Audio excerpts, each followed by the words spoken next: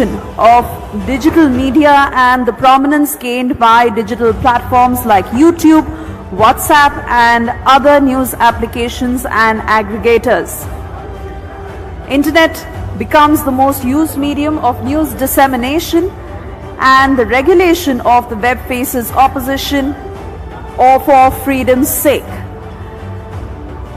Mr. Raghav Chadha also exchanging pleasantries, set to join us.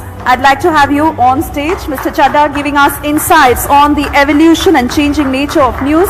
And for this session, I'd also like to invite Mr.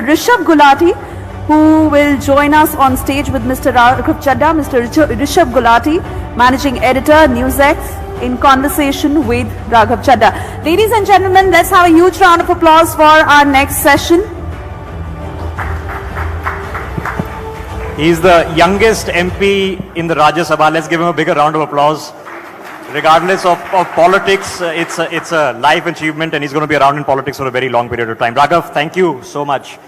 It's a pleasure to be here. It's a very unique experience because my thanks to the chairman of NBF, the vice chairman and the entire committee, that we are an industry where we have a service to perform. But as an industry, we have many common issues. And it's great to see a lot of stakeholders have come together, including Raghav Chadha. So Raghav Chadha, now you've been a national spokesperson for your party for very many years.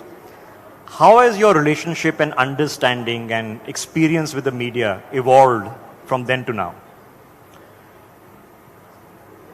Look, I would define my relationship with the media over the last one decade of my being in public life as kuch khatta, kuch meetha. It's been a mix of both. And the journey started when I was, I think, only all of 22 or 21. When at that point in time, I didn't even get a full beard. And news anchors as well as co-panelists never took me seriously. So from that day to being a member of parliament in the upper house has been quite a journey. And I think I have also seen media over the last one decade evolve and change. Whether it's change for the good or change for the bad, that is of course something that's up for debate and the jury is out on it. But the relationship has, as I said, has been khatta meetha. There have been times when media has been indulgent, media has been impartial, independent, objective, and there have of course been times when media essentially vis-a-vis our case, and I'm speaking from personal experience, performs the duty of not that of a watchdog but that of a bloodhound.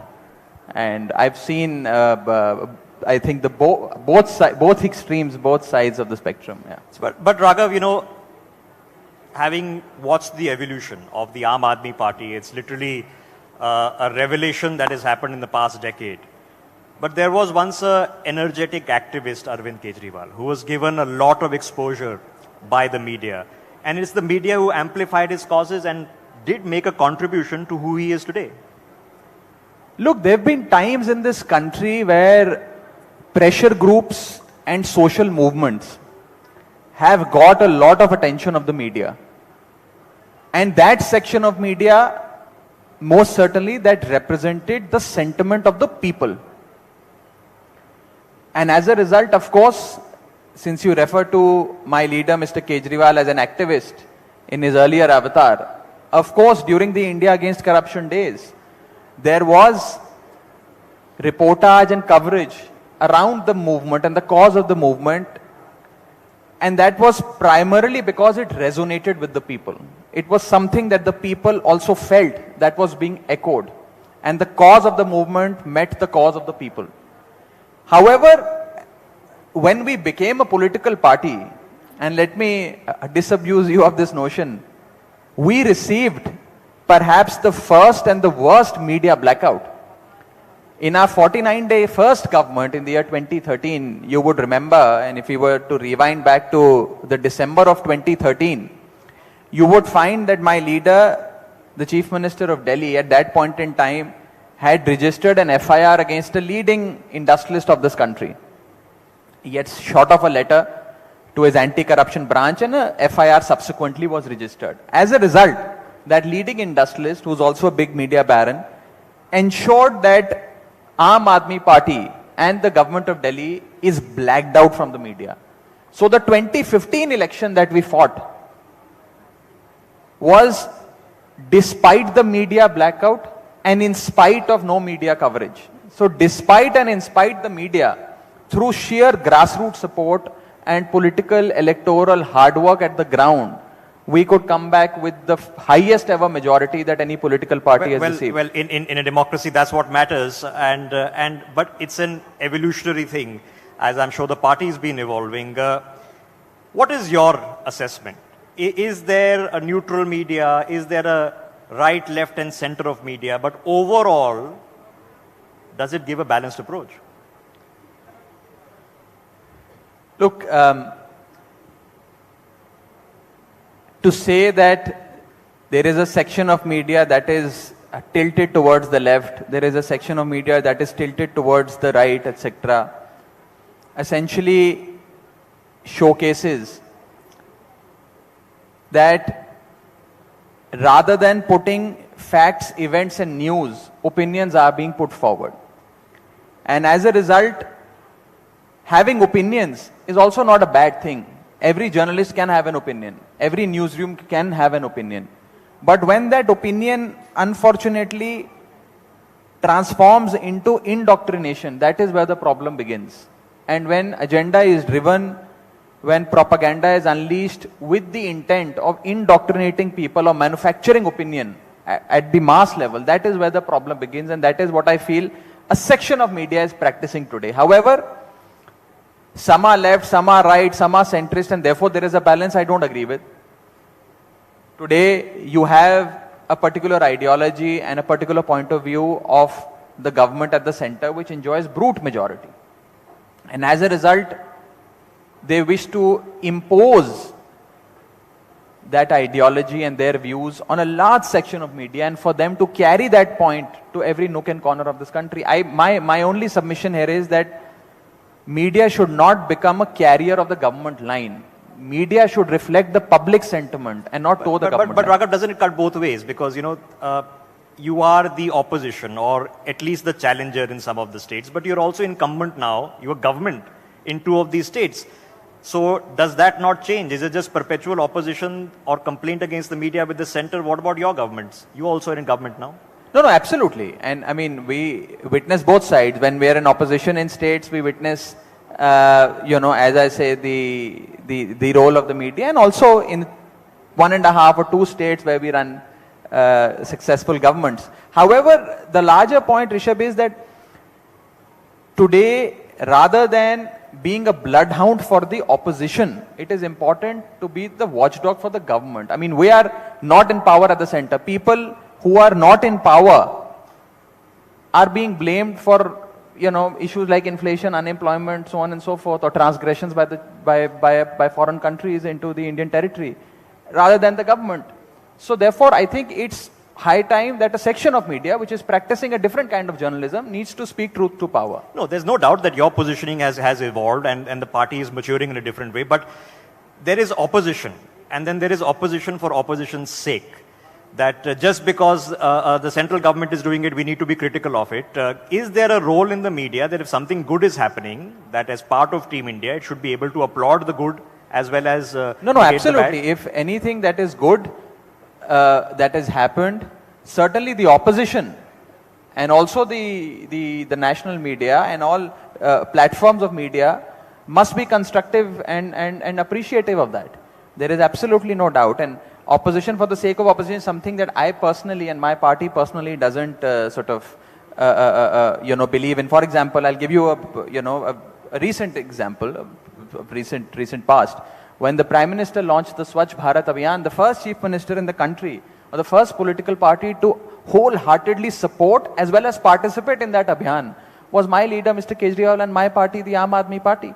So therefore, if there is a constructive policy, something good is happening, it's incumbent upon us, on the opposition and on the media, to participate in that and to take the word forward. However, it is also important for a large section of media today to introspect. And I feel, as somebody who's been in opposition for a fairly long amount of time, who's been at the forefront of national media also in that sense when I have to represent my party, that a section of media is only looking for gaps and pitfalls for the opposition and not for the government, which was not the case previously. It is not, you certainly should correct the opposition, but those in power, those who control the levers of power, are more accountable and answerable. No, the introspection is open to media for sure, for political parties. Your logics and strategies evolve, and I'm hoping evolution takes place on all fronts. But let's just change the tack, because media bashing has become a very common forte. It was perhaps during the first few days of the COVID lockdown that, as a country we realized that you can't wait on Twitter, you can't wait on a YouTube explaining video 1 week later, you have to watch live news. And there was a purpose and a role that was being served. So with the advent of the new generation of media, this concept of live TV and its importance, have we reinvigorated it a bit? TV media is here to stay. TV media is certainly one form of media that has a potential to influence the minds of a significant part of our population, and the penetration of TV media is only increasing in this country. During COVID, of course, TV media played a very constructive role in the sense that they were able to drive home the awareness points vis-a-vis a pandemic or a raging pandemic.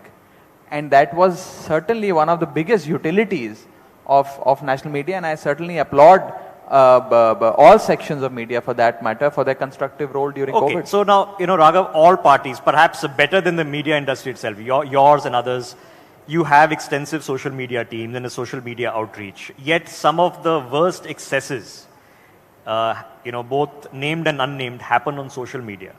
Yet it's TV media that's generally bashed, but social media, criticism doesn't often come from politics. Look, social media is a completely unregulated form of media. It's a place where everyone is free to express one's opinion. As long as people are using parliamentary language and are not crossing the line of decency, I think every opinion should be welcome. And I would say that while all of us are in public life, even editors, leading journalists like yourself are also in public life. And therefore, just the way we are open to criticism, journalists must also be open to some form of criticism. Yeah, but I think it's something that we're all trying to understand. Raghav, let me take on the other tack, because I've seen in my career the evolution change in political parties. There was a time when you spoke to political leaders personally and invited them into debates. In TV channels, it's become centralized, and even in political parties, I think all bar none almost have become centralized. Oftentimes, it is junior spokespersons. Very rarely do we get to interact with members of parliament representing their parties on TV debates. I know the number of channels has increased.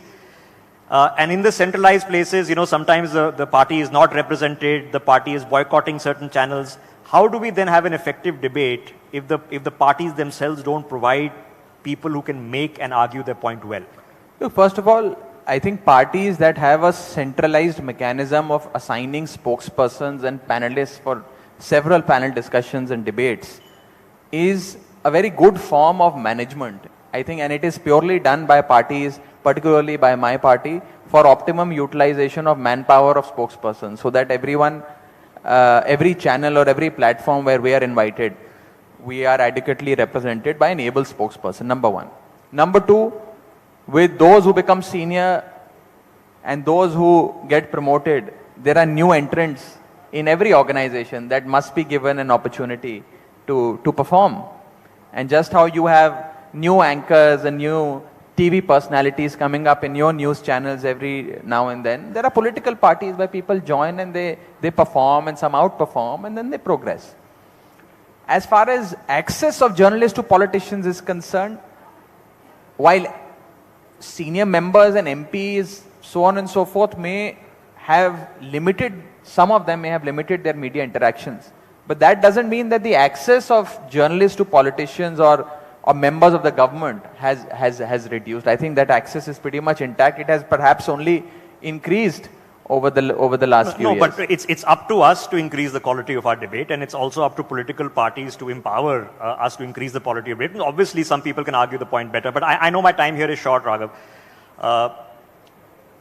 In essence, what is the job that you perceive of media? Are we supposed to just be critical of government, primarily central government, or is there a constructive nation-building role also to be played here?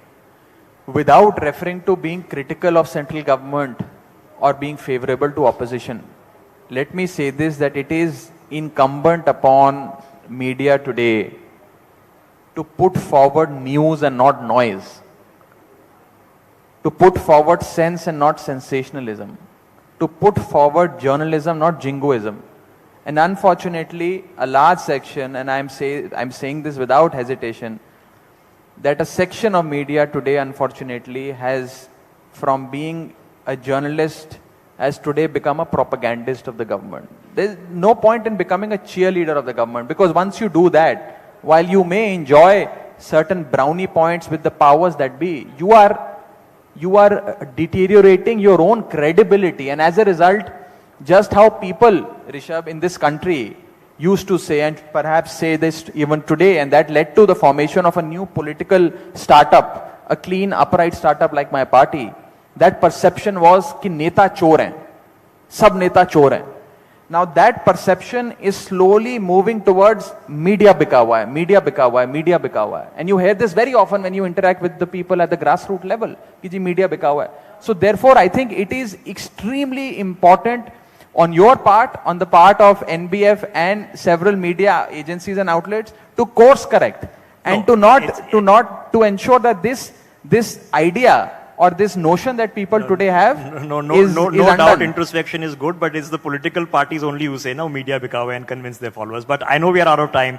There are sessions planned. I know you have a flight to catch. Raghav, Chadha, ladies and gentlemen, let's have a big round of applause. Thank you very much for taking a few straight questions. Thank you so much. Thank you.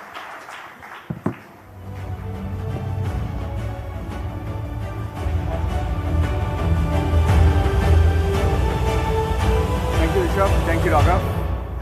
Rishabh and Raghav, thank you for that. Ladies and gentlemen, just want to give a loud shout out to the official broadcast and technology partner for this event. They are LiveView and Lamhas. LiveView is the #1 choice for the live news and dynamic sports coverage by almost all broadcasters worldwide. A little bit about the News Broadcasters Federation. Hardeep Singh